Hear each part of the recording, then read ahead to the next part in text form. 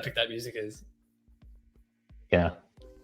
It sounds like something really, really important and dramatic is going to happen. Yeah. And it's just us sitting here. Ready for your keynote, Josh? I really can't see how many people are here, but I think there's at least 3 people. That's good. Who are watching. Oh, yeah, someone said, Cool. what's up? Yeah, first stream ever. Hey, what is up is we are chilling, doing our first stream. We haven't really got a plan. We were just going to, just like look at Raindex, talk a bit about the competition we've got coming up, and then Dave's going to go through a strategy that he's been working on as sort of an example of like the type of strategy that you could write for the competition. Where are you seeing the comments, by the way, the chat? Oh, you've got to go onto the Unlonely channel. Oh, right. Okay. Yeah, okay. I should also just post this into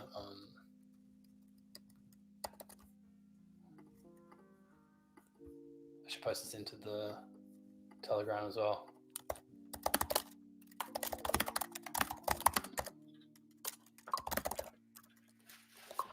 Cool. So, not sure who's had to play with Raindex yet, but we've been working pretty hard on it. There's definitely new features coming in all the time. We've got a lot around the corner. We were literally just talking about overhauling how we handle numbers to make writing numbers way easier in Rainlang strategies. But if you haven't, this is the app. So do you want to show this order? I think it's we're just looking someone. I think it's 09. Sorry, it's 9EC, ending 2D3. Yeah, that one. Yeah, that one. Oh yeah, we should get like people's like .eth addresses or whatever. That'd be cool. So we can see who's who.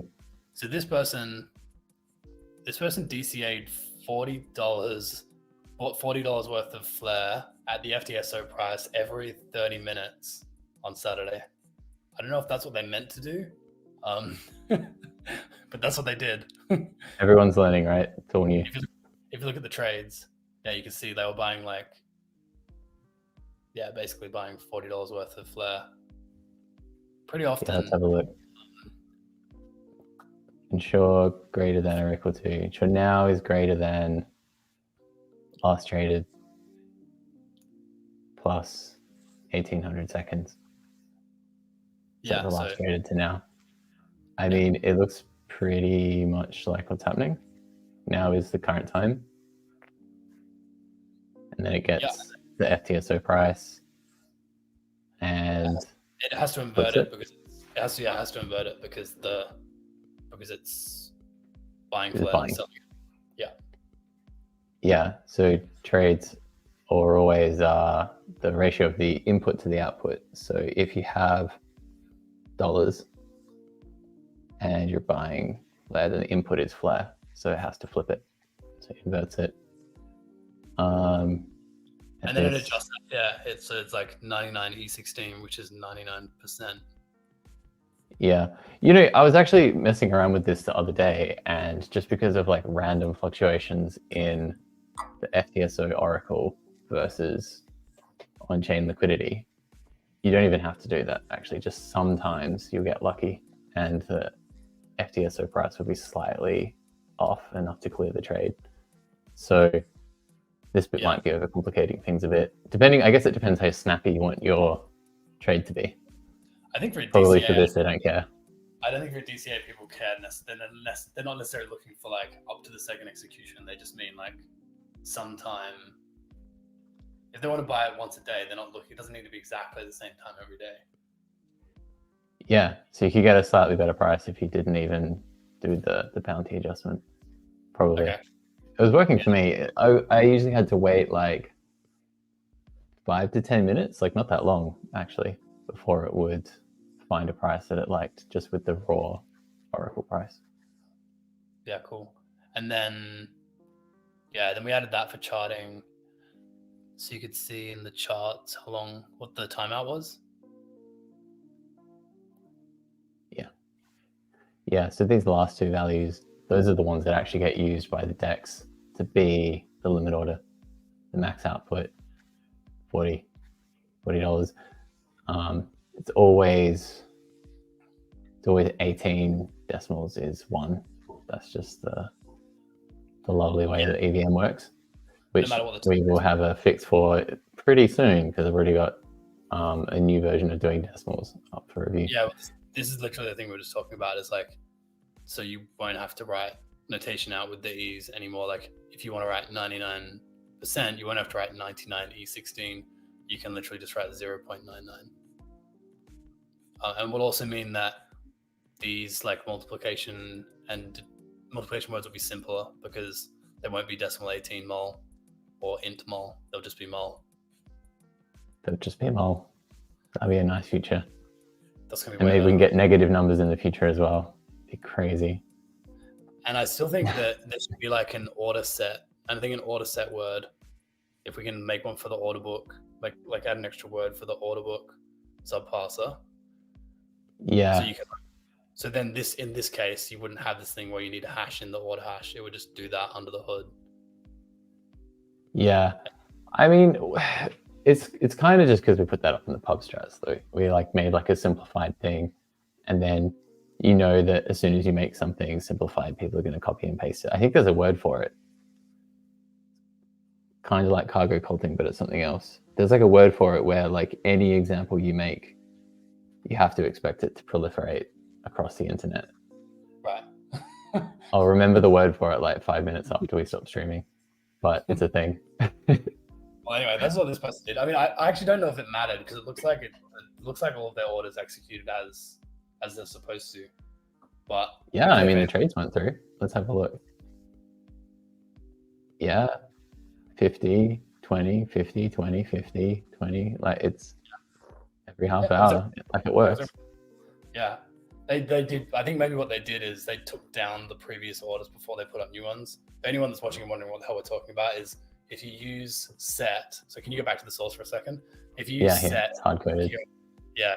So if you use set, you're obviously you're setting a value. It's like a key value store, really simple. So you're setting now, which is the block timestamp for this particular execution. You're setting that against the key last traded. Last traded 235 is the key.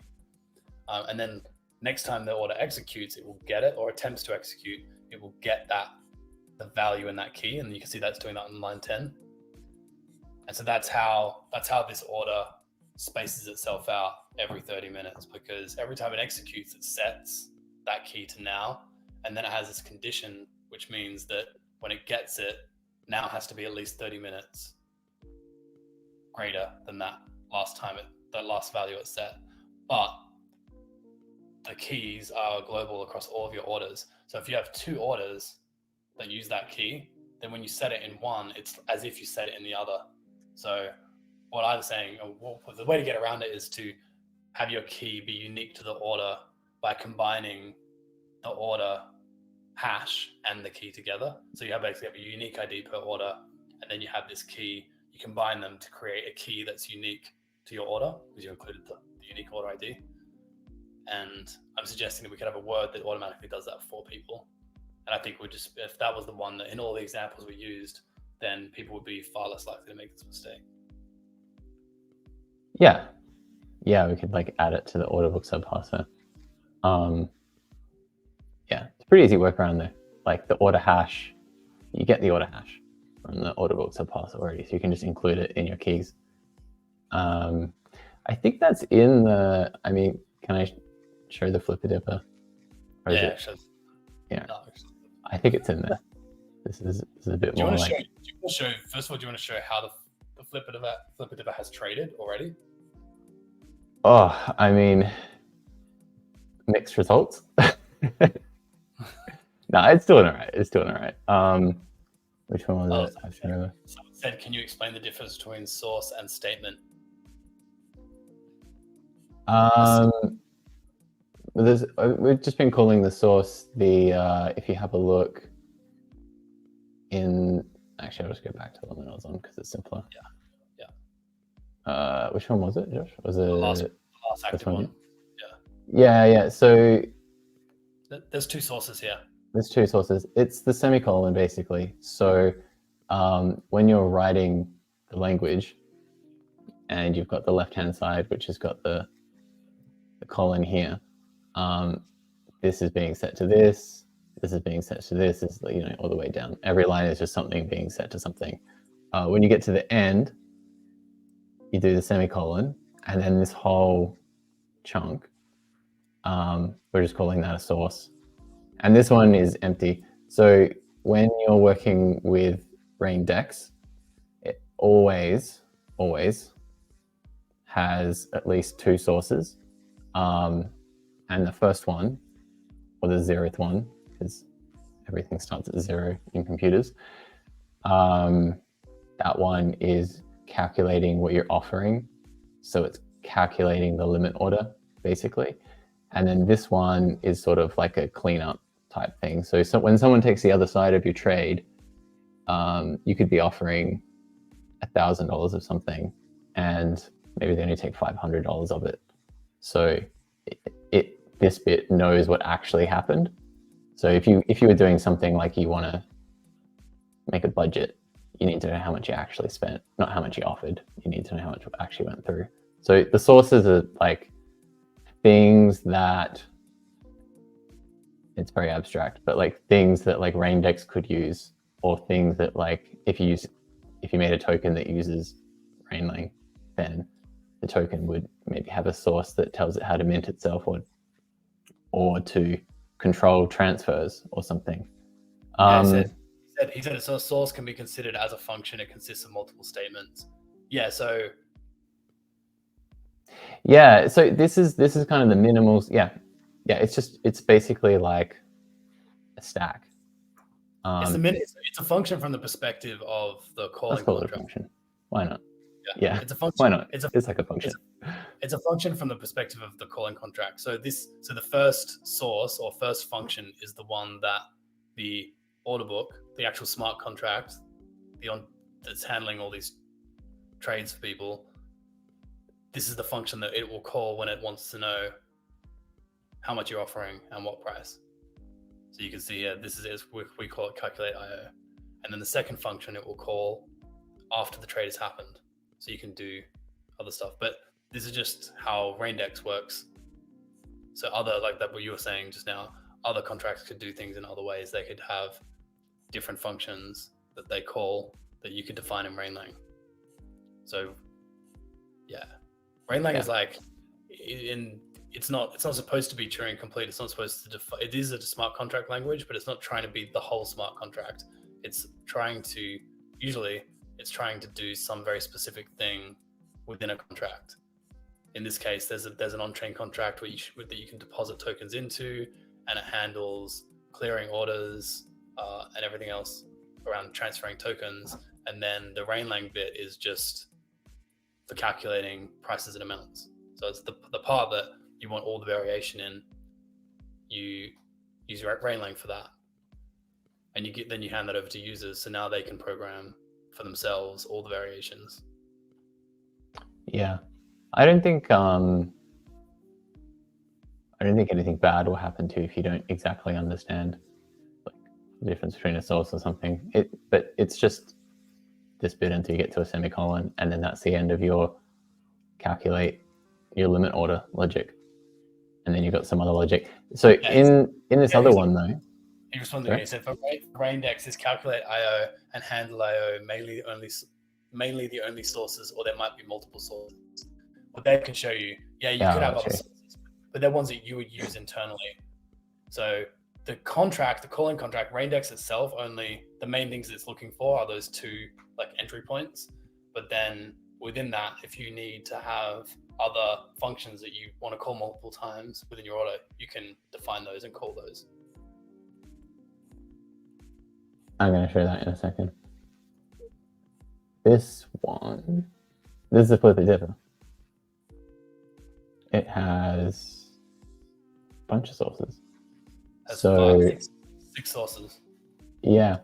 So when you when you're writing the Rainlink in the app and you're binding things with hash, when it actually gets like deployed, it will basically grab all the bindings that it needs to and just puts them in a line and numbers them for you based on the name of them.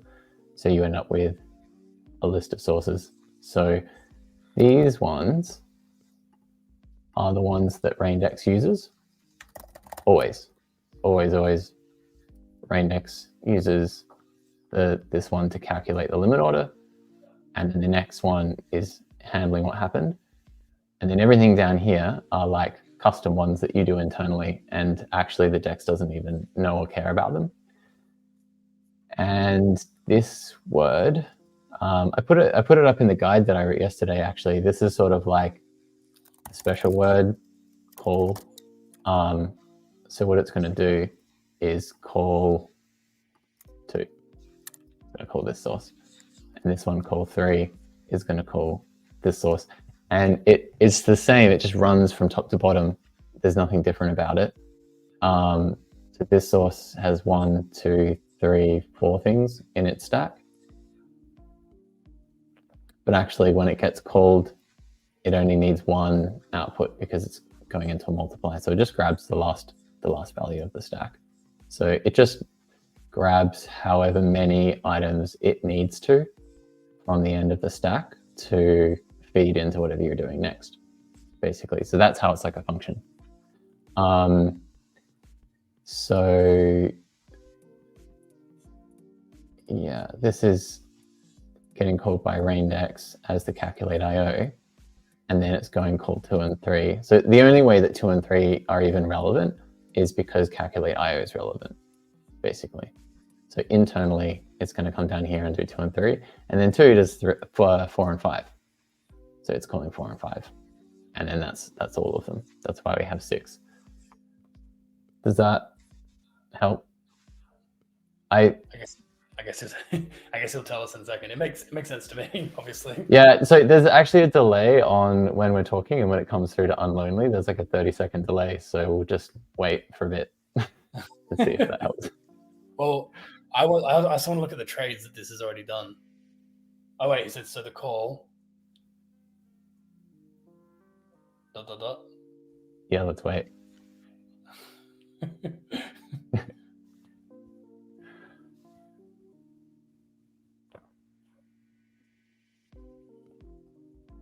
I think we keep going. He's oh, okay. So the call basically, the call word will call other sources in your order. So it's a way of like, well, here's a question. Why did you have to use calls here? Why couldn't you have just had that logic inline inside your first source? Why did you break it out into other functions or other sources? That's jumping ahead a little bit, isn't it? Okay, no worries. But yeah, the call word, that's what the call word does. So you can see, he's showing you on line 8 and 9. It's calling those other sources. Do you want to the answer to your question is because I wanted to quote bind them. So I wanted to be able to make them configurable at deploy time. That's why. Okay. Yeah, so let's undo that. Let's just stick to Rainlang for now. Do you want to show is this the one that you are up on? Oh, this one's up massively. Yeah, this is my best performing flipper differ by far. So go to your first trade. Okay, so you started off with 1 flare. Started with 1 flare on the 14th. So 3 weeks ago. Yeah, 3 weeks ago-ish. And you just kept trading, and it's just been trading back and forth. Yeah, but there was one big one. All right, it was doing like 1%. And then here, it did 10% in one trade. And then it's been doing like 1% since. I mean, it's pretty good. Like it's up 20% in 3 weeks.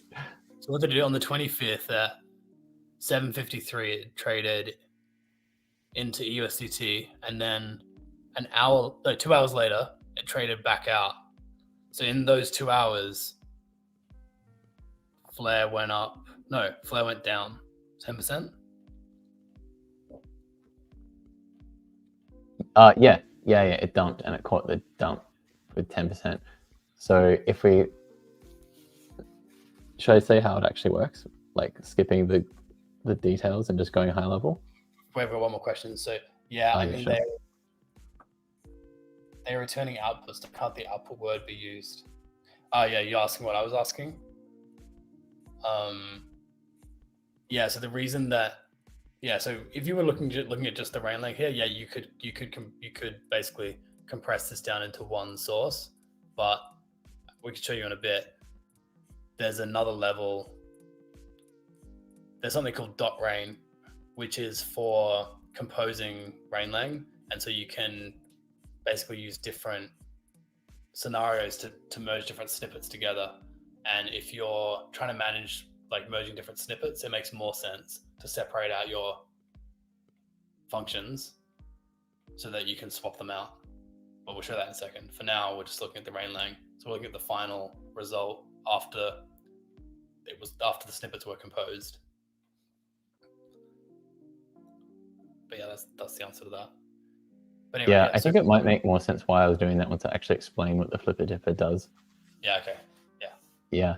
So conceptually, if you know what a Dutch auction is, it's where you basically start with a high price and then you bring the price down over time.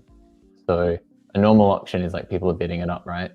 And a Dutch auction is the reverse. So you start at a price that is way higher than you actually think anyone's going to want the thing for, and then you slowly wind it down until somebody wants it. And then in theory, you get the best possible price in that moment for that thing, whatever it is.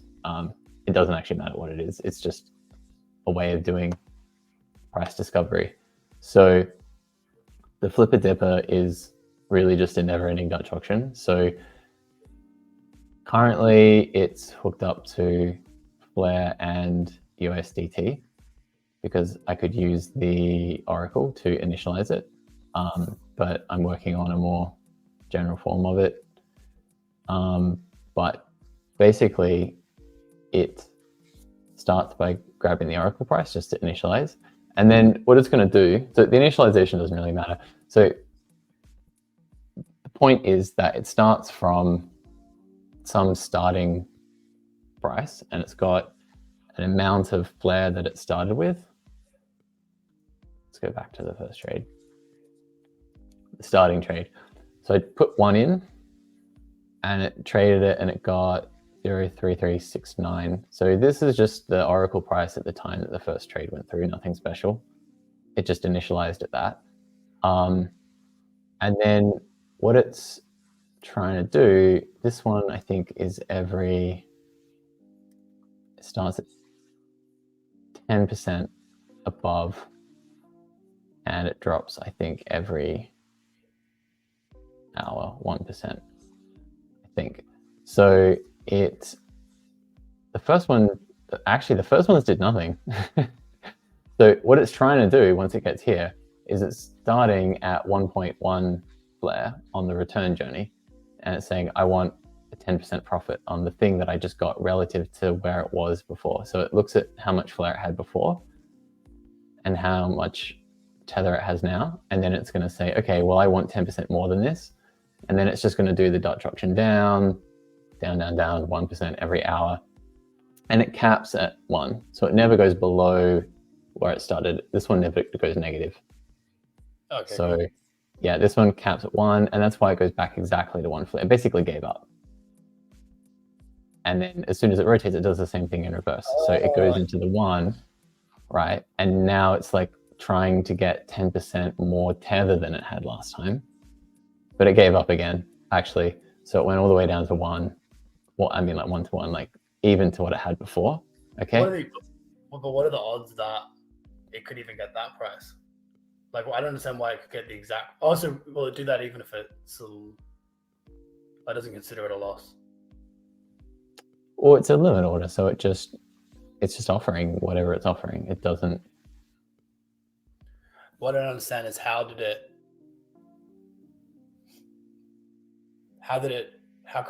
it could get a price back at 1 but not just over 1? Oh, because it goes per hour, right? So it's I'm pretty sure it's doing 1% per hour. So what's the time difference between these? This is the 14th and this is the 15th. So this is more than a day, right? So it's used up all its juice after a day. Oh, so it was just sitting there waiting. It was just sitting there. This one, it was sitting for 3 days here. Look, the 15th to the 18th. Oh, so it was just waiting for its moment that it could get back to exactly 0.03369 USDT. Yep. Okay. Yeah, there's no guarantee. Like it just sits there and waits. So it could easily just get stuck. This one just happens to actually do pretty well over the time that we looked at it. So it just reactivated basically after this just being dormant for 3 days. Yeah.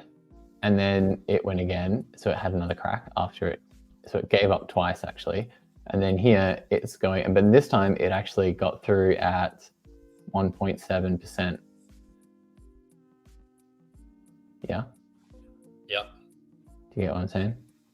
I do. Yeah. So it went back to USDT after chilling for 3 days, and then it started pushing for flare, and then probably because it got back into flare, probably the reason it.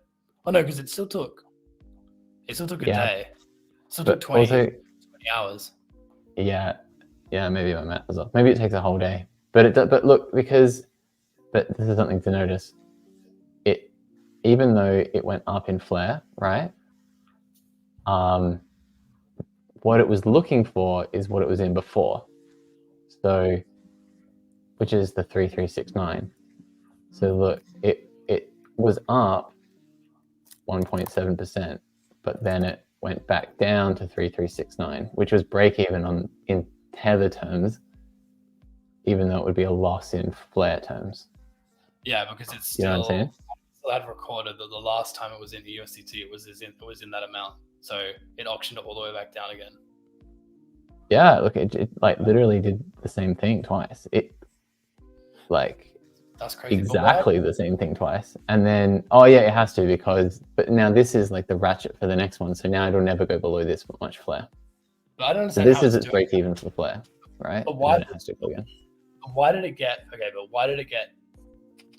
to exactly 1.017, and then 3 days later it made the exact same trade? Like, why did it make the exact same? Hey, good morning, Brian. Saying good morning. That's the Brian. If you're still here, I added you on. I've casted at you on Worldcast, asking how can we. I'm gonna ask you now. How can we change this? I accidentally signed up. I claimed this channel name with a email wallet, not realizing that it would create an actual wallet, and I want to switch it to our other wallet that has our ENS. Can I do that? Can I change it now, or is it too late? And how, even if I wanted to use this wallet, like even if I wanted to send it to this wallet, which I don't think I do, how would I then get it out? Would I just, anything I send to this address, is it just like lost there forever? Anyway, they're my questions if you're still there.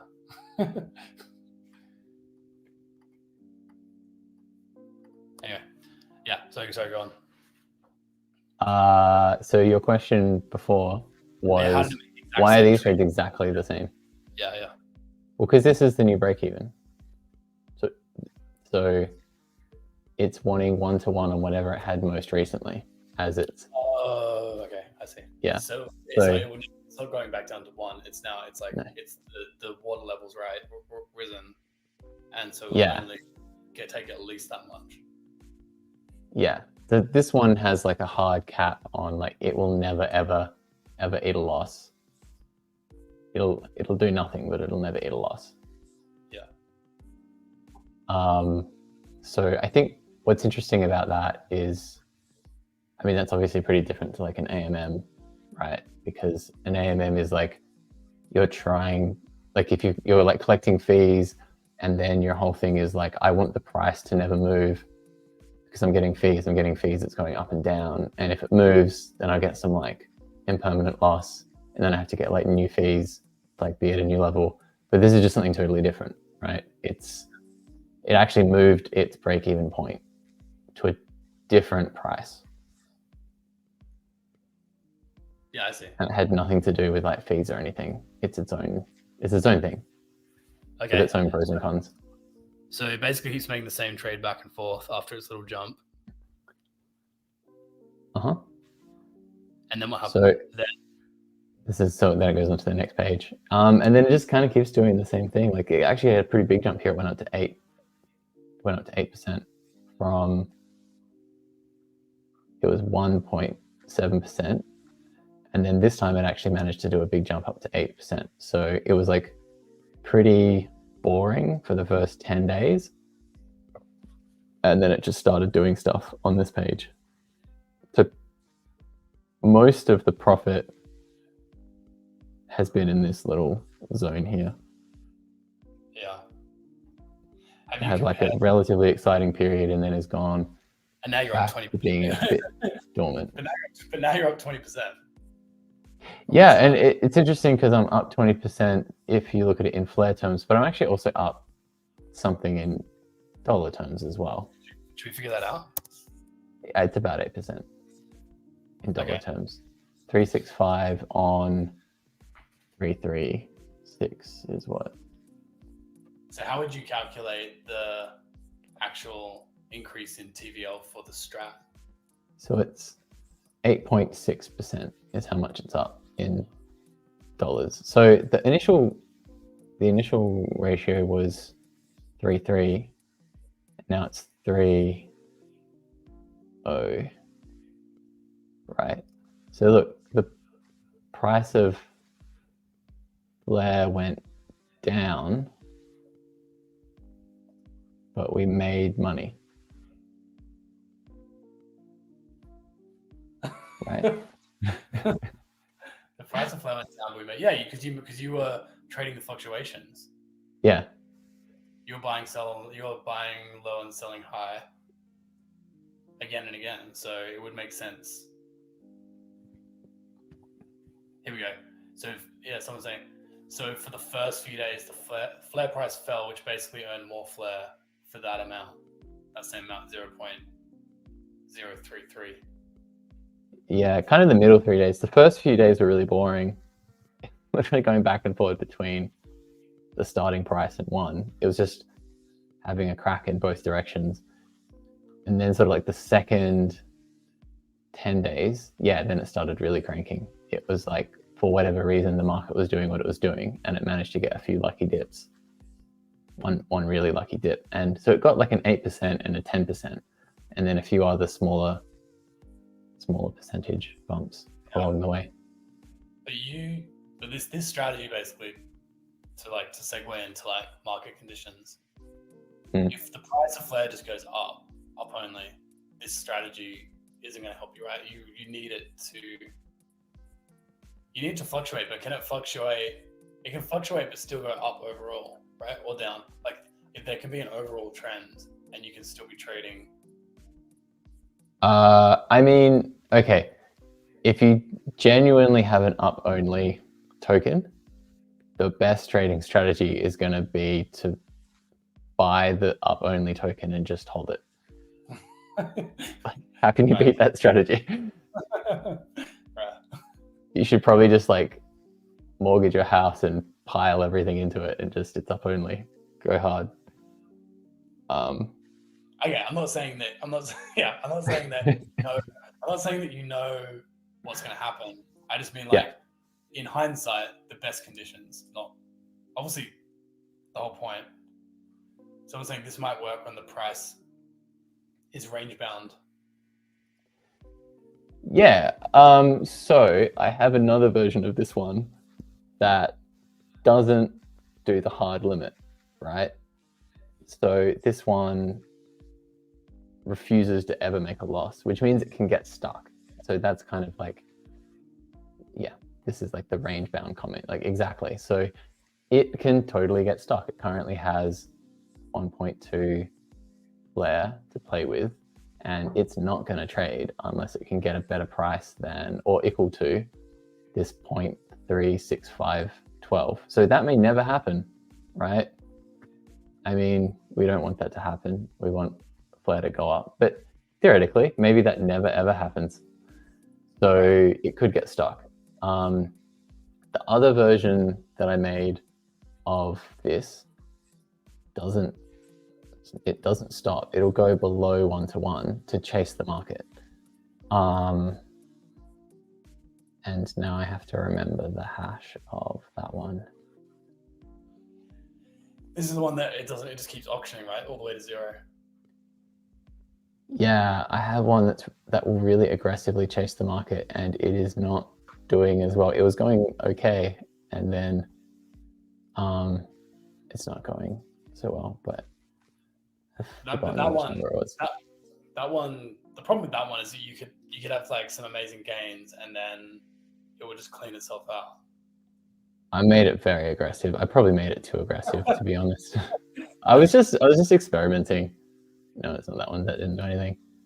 I have like several orders up that have done nothing. This one. What was it about this? What was it about that other one that made it perform the best, you think? That's a good question. Yeah. Okay. So I've been A/B testing a bunch of strategies. What did I learn from the A/B testing? The other one was more patient, and it was more greedy. When it won much bigger. The other one was looking for a 10% on a single trade in the space of a day. It's pretty greedy. And it actually got that twice. It got a 10% and it got an 8%, which makes up the vast majority of its 20% gains. Was just that twice it actually did get really lucky. Yeah, but the reason it got 10% because it had already gone way below looking for the previous trade. That like basically made a loss. But then it could make back 10% just to kind of get back where it started. Or does that not make sense? No, it was just because it's a Dutch auction, right? It starts at 10%. No, it literally just got lucky. It literally just like within a very short period of time between when it flipped, there was immediately a market reversal that was quite steep. And even though it was quite short-lived, it was enough for it to clear at a big gain. So this one is much less patient and much less greedy. It starts at 1%, and after 2.5 days, it starts eating a loss to go chasing the market. So it's not very patient at all. So it made some early gains. It's actually like you can see it was trading much more frequently. Like it quite consistently it's trading like pretty much every day. So it's like 14, 17, 18. Remember the other one had like multiple bouts of just not trading for quite a while. Although this one did start to slow down a bit for a few days. But basically this one's whole thing was it will start 1% up and then it will very slowly go down and then it will exponentially drop below 1. So everything seemed fine. It was making consistent profits. It was doing quite well. It actually got up to 4.6%, which I think is pretty good. That was in 2 weeks. 5%-ish in 2 weeks is pretty good. But then here, look, it lost 5% because it didn't trade and then it went chasing the market. And even though it went chasing the market, it still hasn't found another trade in another 2 days. So it's about to go chasing again and it will probably lose another 5%.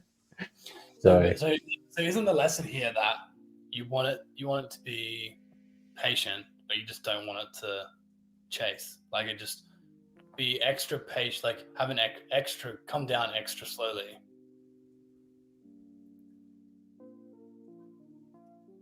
And then just stop. And then be like, then just wait and not eat a loss ever. Yep. For the data that we have, which is 2 weeks with a single token pair. Yeah, that is correct. That is the much Right. much better strategy over the period of time that we did the A/B test. Yeah, correct. So correct. This is the one with no cap. Someone said, yeah, this is the one with no cap. So this Yeah. one, like Dave's saying, it goes down to, it goes very slowly down to parity of where I was before, and then it starts going below one, like below 100% of what it just had, and it starts chasing down. So, and it has no lower limit. So if it just kept waiting, it would go all the way to zero if the token went to zero, and it would trade at zero. It's also very aggressive. Like to be honest, I was just messing around with algorithms. Like if you actually look at the curve that I made for it to go chasing, it's probably too aggressive. Did you chart the curve in the end? Yeah. I'll send you the link. It's in here. No, but I mean, you didn't chart it in here. No, I didn't chart it in here because I just didn't. But you can see where can I put this? I have to sign in chat. Can I send you the link and you can put it in the chat so people can see it? Because I think when you look at the curve, everything makes sense. Well, you just want to share your other screen and then you can. Yeah, I can do that.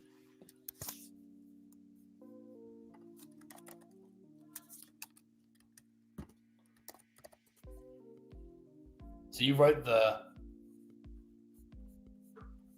Oh yeah, I see. Oh wow, yeah. Yeah, it's like really, really slight, like incredibly slight, and then all of a sudden it's just a cliff. Yeah, like actually, maybe can you share? Because I've got other things sharing. It's like a full right angle. Yeah. Like. Yeah. So I think if I was to do this again, I would say just make the strategies. Oh, there we go. Yeah. It's like, I give up. Yeah. And then so did you write this here and then you translated it into Rainlang for your strategy? What did I do? I googled some stuff and I found something in a forum somewhere, and then I wrote it in Rainlang. This is not a very complicated formula, so. But can you just show what this looks like? So C minus E to the X minus D. Can you show? You want to see it in the Rainlang? Yeah. Yeah. I think that'd be good. I think that'd be good to see. Yeah, it's the same thing. It's obviously the context for, like we're running this trading competition which starts today, and anyone can try their hand at writing a strategy. And so people may be wondering how they can actually, if they already have experience writing trading strategies, how they can convert what they know into Rainlang. So that's right. That's right. What's the curve, isn't it? So it was something multiplied by something to the power of something divided by something, right? So that's what this is. Wait, no, sorry. No, that's the wrong one. That's the half-life one. What am I talking about? It's the ramp down, isn't it? That's my half-life curve. The ramp down is here. Sorry, this one. So. Yeah, sub. Yes, it's sub. Yeah, we get X. E is that. This would be nice to put in a subparser. It'd be nice to have some mathematical constants just ready to go, so you don't have to go Googling them.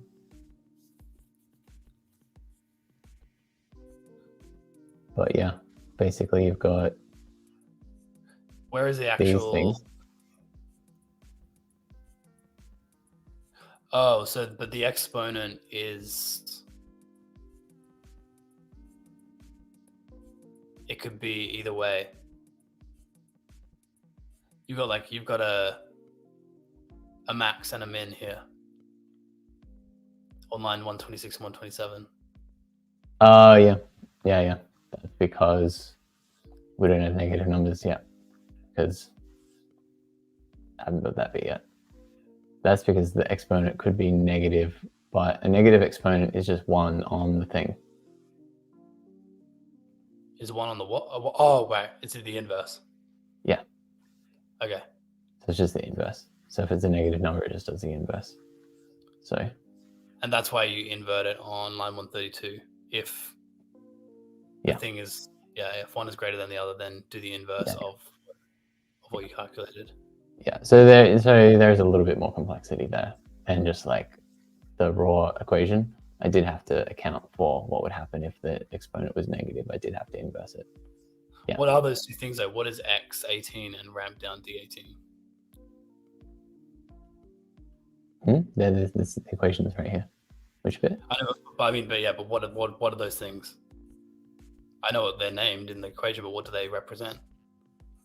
Oh, right. Yeah. Okay. So x is the amount of time that's passed. Because it's ramping down over time, right? So if you were looking at the chart that you just had up, right, then as you go further to the right, the curve goes like, and it crashes. Oh, I see. And then D is just like a ramp factor, and C is where you start. Yeah, like literally, I just had the chart open. Like if you go back to it, the chart that you had open, it's got like slidey bars. So I just like slid things around and I kind of eyeballed it, to be honest. So you can drag C and D and you'll see what happens. Oh, you can do that, but you can just, there's a slider. So I just did that. So C is my start. C is my start of my auction. Yeah. So this is as a percentage. Yeah. So I'm going to start at 1.5% of what I had last time. Well, actually, that's 150. If you zoom in, you can like see where it is. Yeah. So it's like 1.5% above where I was last time, and then it's not exactly like that. It's annoyingly, it's not exactly the intercept. You just have to zoom in and eyeball it. I mean, this is how scientific I've been with this whole thing. I just wanted to experiment a bit. It's not the intercept. Why would that not be the intercept? Oh, it is. No, it's slightly off. Zero. Yeah, it is 1 point. Oh, what? Yeah, I know. It's not quite the intercept. No, it is. Look, when you actually click on it, it is. Is it? The point is actually, I don't know what this is, this label here. But this, if I actually click on the chart. Yeah, okay, that's weird. The coordinates are 0 and 1.015. All right, well then it is the intercept, but that chart is just really badly labeled. Although here, if I make it constant, then you're right. It's 0.014999. It's not. It's not exactly, but I feel like that's just a weird rounding thing, though. Because to be honest, I spent about 15 minutes just like Googling random equations to get a vibe.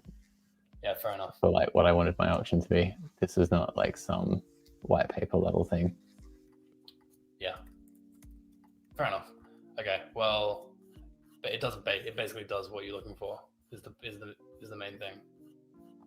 Exactly. The main thing is that I found a curve that looked the way that I wanted, and then I mapped the x-axis to time. Which actually is the whole point. When you're doing something which is like an auction style, it needs to change over time. So you need to somehow write an equation that has time as a factor in the equation. That's basically it. So it's the rest of it's constants. You can do whatever you want. This one is the one that's actually doing better. It is a linear decay, right? So this one is just subtracting time since last trade multiplied by the decay rate, subtract from the starting value, right? So it's like a really simple linear thing, this one. And then this puts the cap on it, right? So doing max. So if the decay amount goes below 1, then it gets the max of the floor and wherever the decay is, so that it goes down in line and then it goes flat once it intersects whatever the floor is.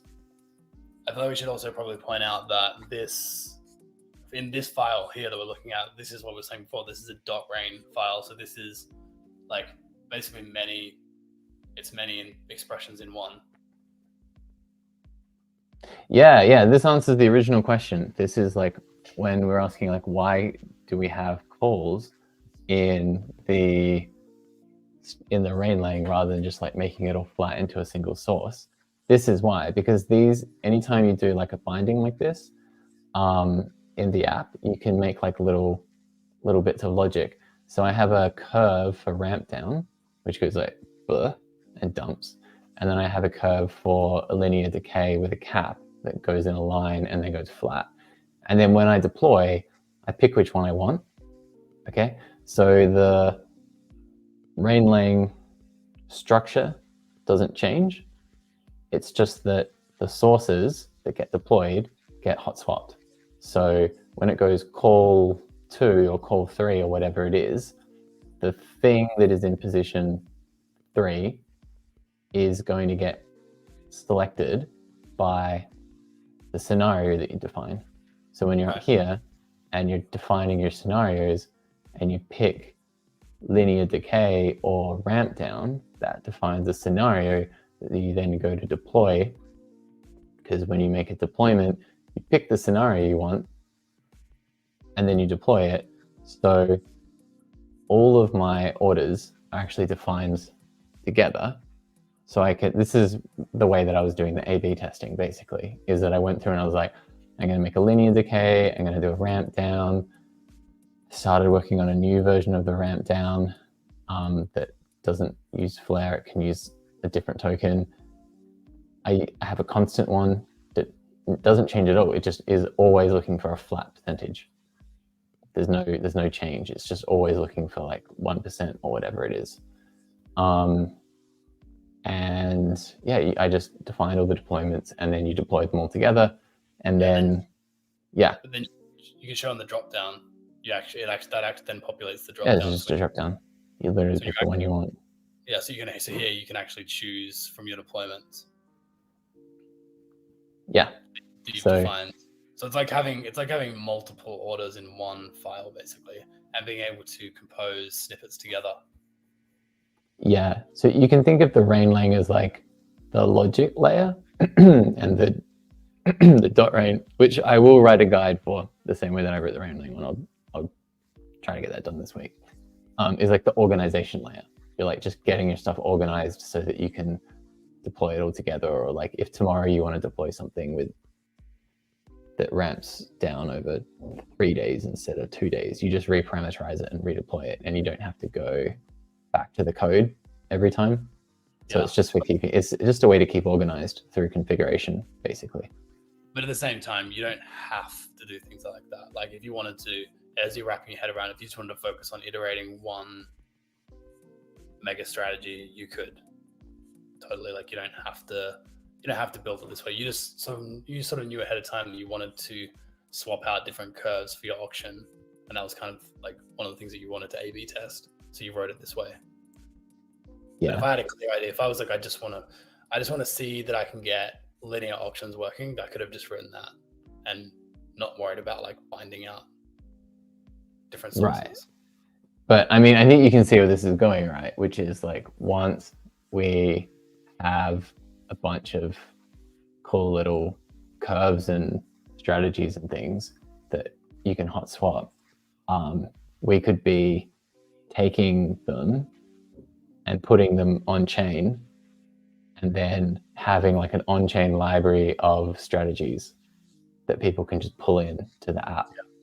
Because they could just say like, instead of having to like manually set up this linear decay thing, they could just be like, oh, import the linear decay curve. And then, well, however that works. And then it goes on chain, it's got like this little snippet, it pulls it in, and then you've got like the linear decay thing. And then you're like building your strategies out of on-chain building blocks that you put together. So instead of having this like one crazy file that has like all the different things you could possibly want, it's more like you have it's not libraries, nothing in the file actually, and you're just pulling things from on-chain by their address, and you're just referencing them, and then you just reconfigure it, and then you deploy. And then probably 90% of the time, you don't need to write anything new at that point. Yeah, it would just be like, it's like on-chain libraries, so you could have. Yeah, this is like the step before that. Like we have to get this working, and then we can do the on-chain library thing. It's like people. the next step. Oh, someone said, I'm still a bit confused about the equation, and where did that come from? The equation came from Dave's mind. He just This one, I just made it up. Sorry. Yeah. He just thought about what he wanted the strategy. He literally thought about what he wanted the strategy to do. This idea of like doing auctions in both directions, and then he thought about, well, what does the auction curve look like? Well, what could it look like? And then this is just one of the ideas. To be completely honest, okay, so what I did is I had in my mind that I wanted something that was like relatively flat for a few days, and then it would dump really quickly. So I Googled exponential decay, and that gave me the wrong thing. So I read some forums of people talking about curves that dump really quickly, and then somebody had a perfectly reasonable idea to just subtract an exponential curve rather than make an exponential decay curve, and then I put that in. So the answer is I just Googled around until I found something that looks like something that I had in my mind. There was no, that's what I mean. This isn't like a formal thing. Like I didn't research like what would be like the ideal trading strategy. I was just like, I'm gonna try something out and just put it up and just see what happens. So I just wanted to see, okay, let's flip this around. The problem that I was trying to solve was exactly this whole thing of it being range bound, right? So with the linear one that goes like this and then has a cap and then is flat, that's great while you're trading in a range. And then as soon as you leave the range, in theory, your strategy could just get stuck and never ever trade ever again because the market's gone off somewhere else. So what I wanted was something that could handle that situation. So I wanted something that would do the range trading thing while it was in a range, and then it had some logic to say, I think the market has moved. I think it's outside my range, right? We never truly know because at any point in time, it could just come back to our range because that's the way that markets work. So it needs some algorithmic way to make a decision and start chasing the market. So I needed something that would, after it made the decision, start go looking for the market. So looking for the market means I'm going to accept a worse price than the price that I had last time I did a trade. So I needed something that would go below one-to-one parity with the previous trade that I did, and then go look for something at the new price that the market's at, which means I'll make a loss in that process, right?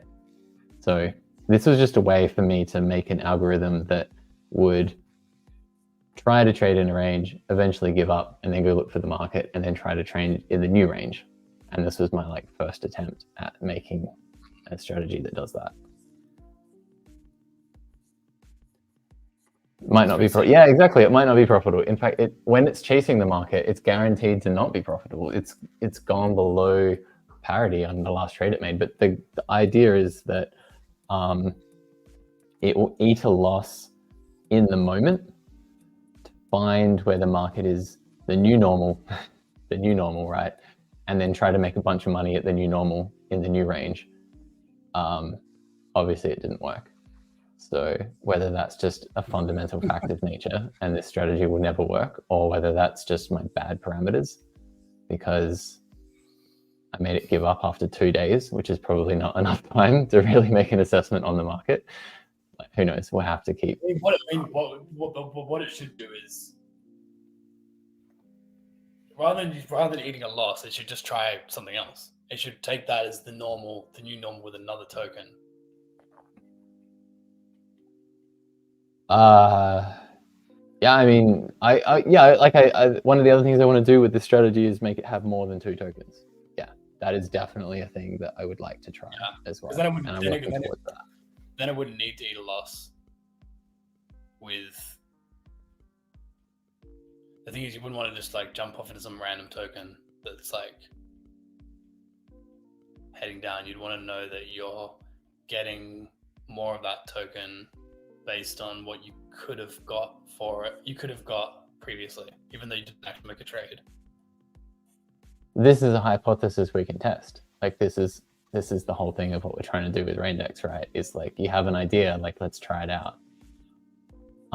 So the hypothesis there is if I have more tokens, right, that are reasonably good quality, so I could maybe say the tokens I like up front, I'll be less likely to get completely stuck because something will always be trading in some kind of range against, like somewhere in that basket, right? That I'll be less, I'm never 100% guaranteed, but I'm less likely to get completely stuck if I have a basket of tokens rather than just 2 tokens.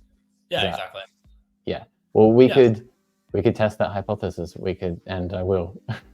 We can write that, and we can put some tokens in, and we can see what happens, right? You get my point though. If say in this case you only have I think we talked about this today. If you'd only ever traded between USDT and Flare, and then you end up in Flare, and you can't get back to USDT because it just like the auction happens and it's just never going to go back. How do you know what is a good other option?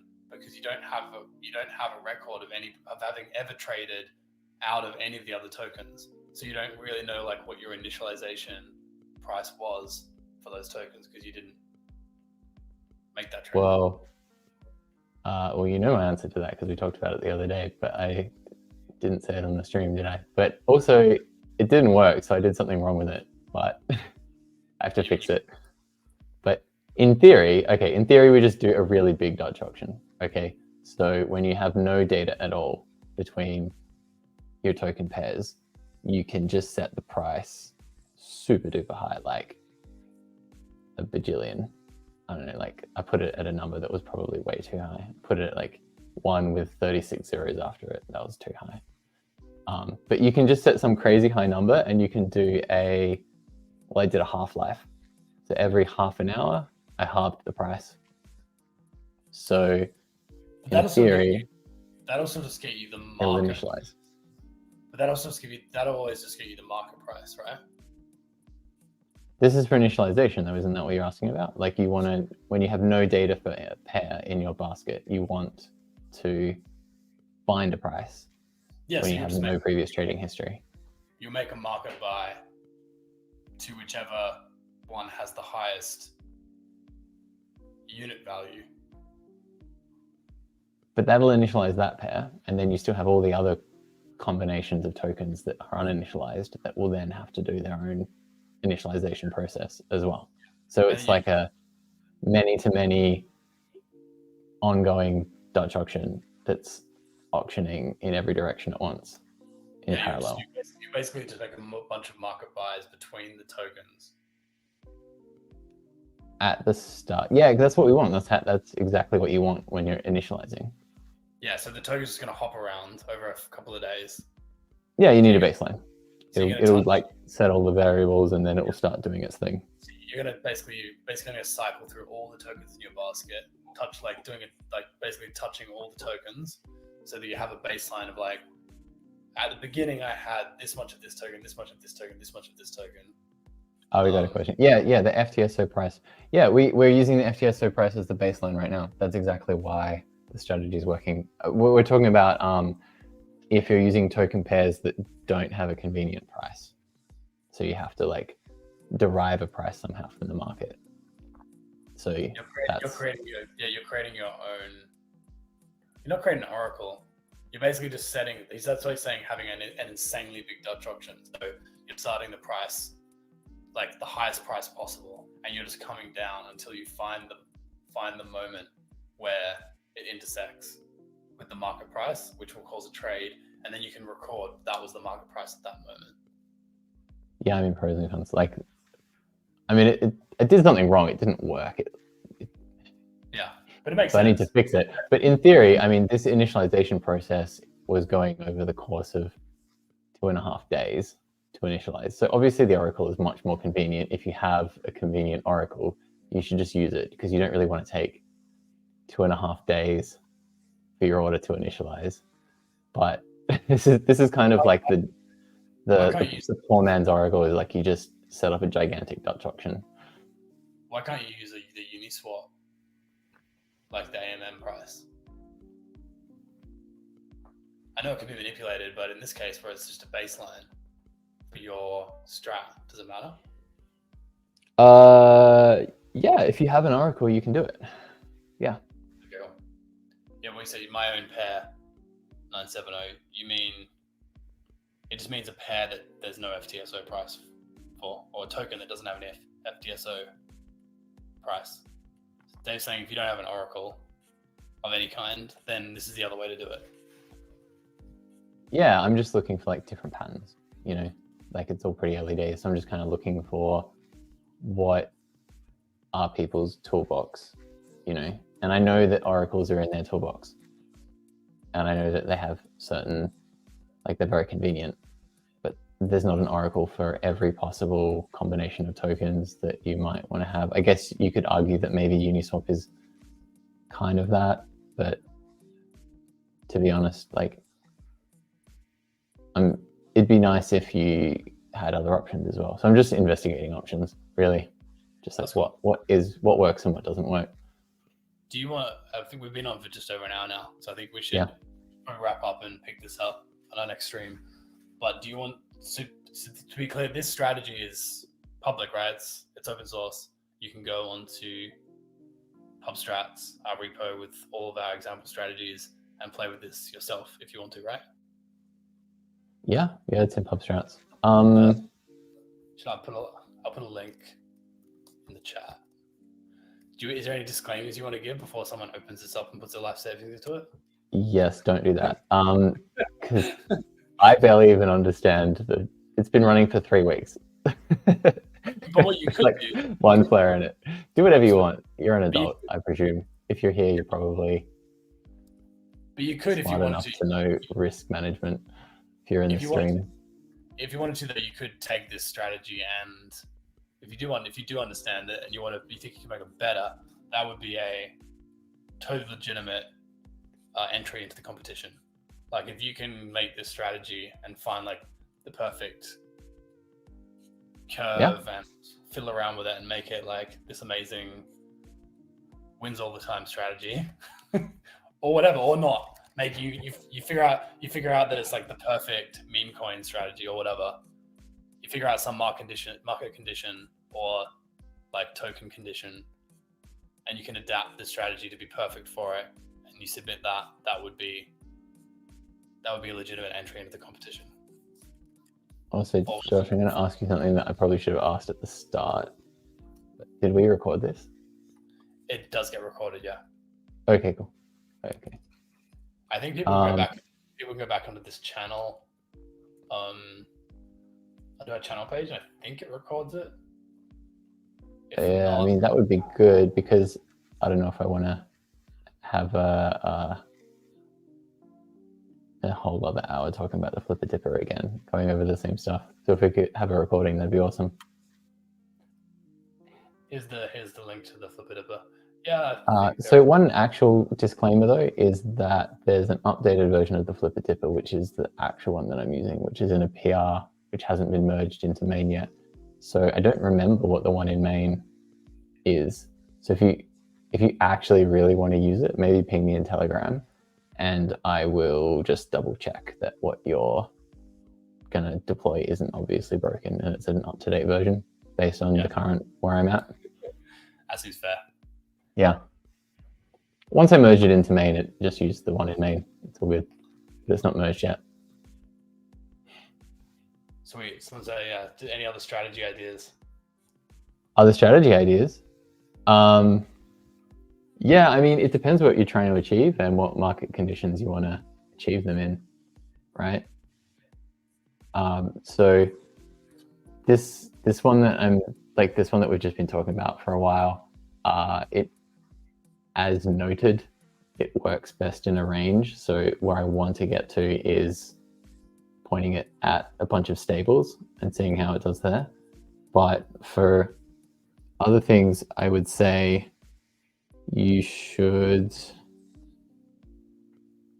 figure out Yeah, I mean, I already said it. Like, what's the goal? Like, no strategy is going to make lots of money in all markets all the time for any token.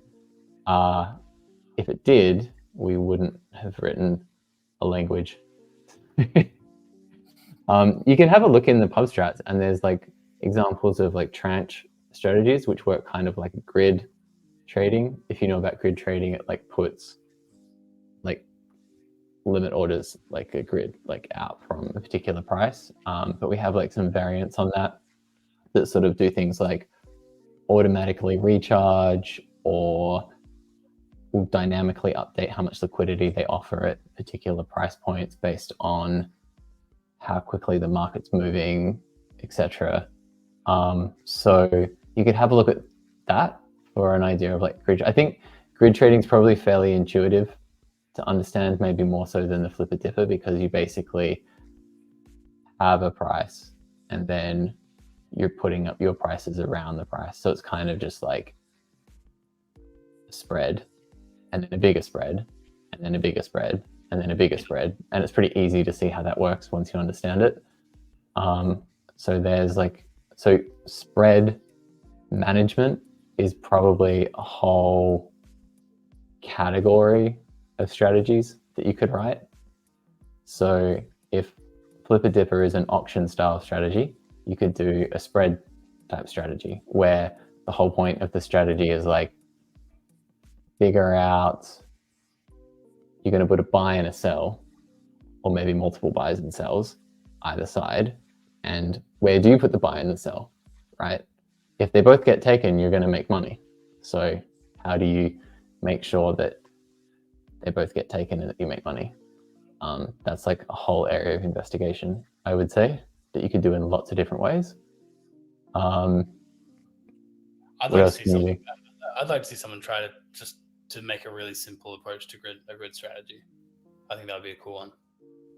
Yeah, totally. I mean, right now it's pretty wide open. There aren't that many strategies, so yeah, like literally just like look up on like just Google like different trading strategies and see if you can adapt one into Brainlang. And that would be fun. Another thing to look at is trends. So how to spot a trend. So when your trade goes through, so in the first example that Josh had up with that strategy that was buying every half hour, it was just saving the time that it went through. Okay, that's like a pretty basic thing, but you can actually, like any data that you can get at on chain that has a word for it or that you can calculate, you can save. So you can, if you want, you could be figuring out a way to spot trends. So you could be making, like, as your trades are going through, you don't have to just rely on the fact that a trade is happening in the moment. You could be tracking the last trade or the last 5 trades that you made, or you could be tracking like the Uniswap price as each trade goes through, or like whatever, I don't know. You can, so looking for trends and trying to make profits by spotting trends. That's obviously another thing that people do. What else could you do? I'm just kind of looking for like high level, like really high level areas of investigation that have lots of rabbit holes that people can go down. I guess anything like rebalancing type thing. So you could do something where you say, like, rather than try to do anything to do with the market, I have a basket of tokens and I want to optimize my allocation to the middle times, right? So you might want to say, I mean, a really simple one would be like, all right, I'm going to have 50% Bitcoin and 50% ETH. And then that's it. Like, I always want to have 50% of both. So you could do it like rebalancing, kind of like an index fund type thing. Yeah. I mean, that's enough ideas. We could just be here talking about like random ideas for ages. Yeah, so like calculating moving average would be a trend-based one, spotting a trend. Yeah. So like, I guess these so I've got spotting trends and making decisions based on trends, grid strategies and related strategies. Spreads, yeah. And spread related strategies. Yeah, I mean, the grid's kind of subset of spread, I would say. You've got like spread, you've got trend, you've got auctions, you've got portfolio management, like risk management. I guess you could try to like hedge stuff. There's also like more esoteric things. Like I was talking to someone at Denver about like watching whales. So you can get token balances, right? So if you wanted to trade according to token balances that of some whale that you were watching because you wanted to like copy trade them, like you could do stuff like that if you wanted to go like real degen. You could see if you could put copy trading into a strategy based on other people's token balances. Like that would be you could basically say, but then it wouldn't account for the fact that they actually just withdrew into a different wallet and you and your strategy thinks that means they sold everything, and so your strategy sells everything, but actually, yeah, I mean, obviously, that one is going to be like a bit hairier, but maybe you don't care. Like some of these wallets, they just hold for ages. I don't know. I'm just kind of thinking of categories of stuff that you could investigate. Yeah. And if someone's got a good idea of a word that we could write that would help them write a strategy, I'm open to hearing about it. If it's not too difficult to implement, we could add it to the language. If it's actually going to be useful. Okay, well, I'm gonna tweet these ideas that you just said for starting for people. Yeah, that's fair. Not the whale one, but the other ones. Yeah. Awesome. Don't do oracle manipulation because you might end up in jail. What do you mean? There was just a thing recently where someone was like, "Oh, I've discovered a highly profitable trading strategy," and it turned out to be oracle manipulation to like drain a protocol, and then ended up in court. Oh, so what? They were like forcing liquidations, going like liquidation hunting. I don't even think it was that. I think they literally just figured out how to exploit the protocol directly and drain funds by manipulating the oracle. But they were on Twitter saying, I've discovered a highly profitable trading strategy. That's what they were calling it, like publicly, and like gloating about it. And then people were like, no, that's illegal. You can't do that. That's so funny. So don't do that. Don't use Rainlink to do that. No, definitely don't. Unless you're highly anon. Well, this is pretty good. I thought this is pretty chilled. We should probably do more of them. Yeah. And I think it's pretty endless what we could talk about. And yeah, I think so. As long as people keep rocking up, we can keep doing them. At the very least, I think I would tune in just to see how Flippertip is going, just to get the update. Because that was riveting. It would be really cool when we improve the charts and stuff in the app, and we can actually do stuff like your A/B tested strategies. We could actually chart together. That would be pretty cool, and you could actually chart, and you could show them like literally A/B'd against each other and how they both trended. One of my dreams would be to like make a strategy, like whatever, like the Flippertip or anything, and then make a bunch of curves and then bulk deploy it to actually have it generate a whole bunch of different curves for me. Right. And then I could put a small amount of money into each on a low fee network and then literally just deploy them all, like 100 of them, just a swarm of the same strategy with like different parameters, and then have some way to like cross-reference them against each other and just see how they actually did. Because backtesting and stuff is great, but it's not, it's got like all kinds of issues when you try to like put it into production. So yeah, I mean, I would love like a swarm-based deployer, and then that would be more interesting because honestly, the parameters that I picked, they weren't based on anything. I literally just pulled up the flare chart and was like, oh yeah, I reckon like about 2 days is good. Like that's kind of not very scientific, is it? I can think how you would do it. It's pretty niche though. I can think how we could build that into the app, but I feel like that's pretty low down on the list features. There's definitely other things we need to build first, Mike. It would be nice if I could just filter the list of orders to my own orders.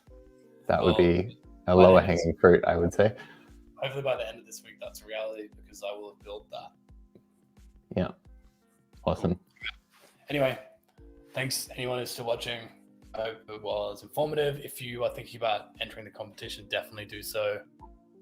To be honest, like, we don't know how many people are going to join, but I think anyone who submits has got a pretty decent chance at this point. So yeah, I definitely wouldn't underestimate your chances at getting at least one of the prizes. Or even a profitable trading strategy that you can use for the rest of your life and retire early. Yeah, that's an even better outcome. Yeah. If you need a hand, definitely ping me in Telegram.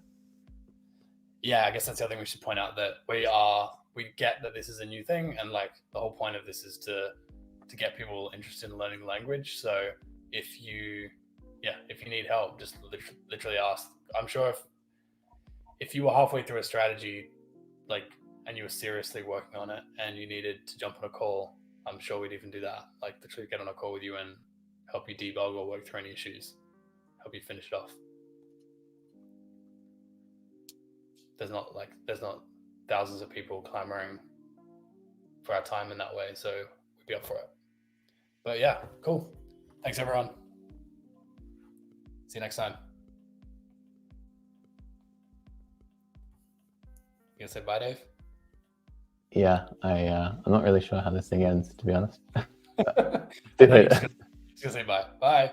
That's it.